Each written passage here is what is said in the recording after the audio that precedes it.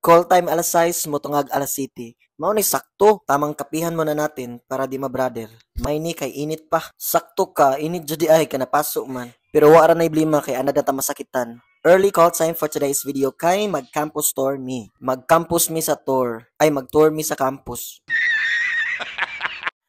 Kani nga time is na nakay nami sa sakyanan padulong sa first school nga among adtuan, which is ang Gindarohan National High School. By the way, come and join me for this wonderful campus tour experience. For how many years karon pa jud taon na balik ang campus tour. It's quite amazing. At least may laila sa mga estudyante ang mga nagkalain-laing kandidata sa nagkalain-laing eskwelahan. Sakto ka. Normal cycle ragod sa pageant, mo paso ang candidates, introduce yourself, then man na proceed na pud sa next school. Di man gyud ani mo malikyan nga nagyo man niagit. At least na feel pud sa mga kandidata nga napoy nagsuporta og nag-admire nila di lang kay sa ilaharang school pero pati pud sa uban. Diri pud nato mailhan kung kinsa gyud pinaka-supportive nga eskwelahan.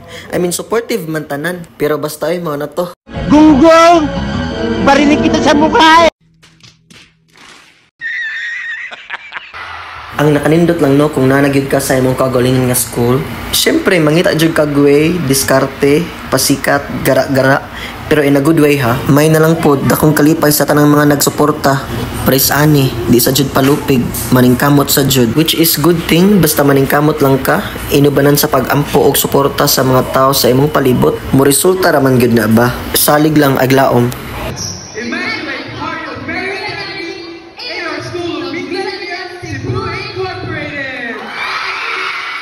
Ang last nga school nga among giadto ganiha is ang Minglanilla Science High School. Kay baw biya ka ba sa mga mentions di sa gyud palupig. So here's a short clip for you. Bonjour, Mingsan. This is Madame Brigade Zone Bellies 17. Bonjour, Mingshas. I am Princess Calicia Thon, 16. Home of the place where students aspire, perspire, and inspire.